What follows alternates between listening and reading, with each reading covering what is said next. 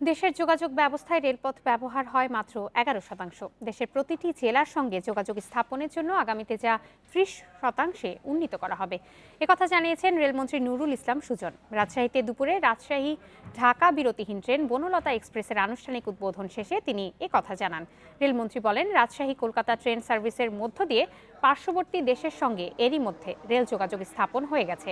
এ সময় রাজশাহী দিল্লি রেল চালুর পরিকল্পনার কথা জানান তিনি। এর আগে সকালে গণভবন থেকে ভিডিও কনফারেন্সের মাধ্যমে প্রধানমন্ত্রী শেখ হাসিনা বনলতা এক্সপ্রেসের উদ্বোধন করেন।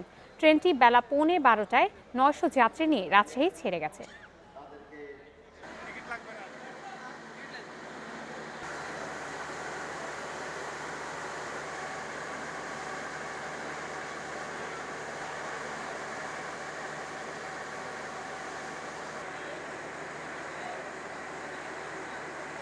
জেলায় জেলায় রেল আমরা পাঠাবো এবং আমাদের পার্শ্ববর্তী দেশ তাদের সঙ্গে যে আমাদের যোগাযোগ ব্যবস্থা ইতিমধ্যে রেলের মাধ্যমে হয়েছে সেটা আরও বৃদ্ধি পাবে এবং রাজশাহী কলকাতা এবং চেষ্টা করবো আগামী দিনে দিল্লি পর্যন্ত যাওয়ার জন্য।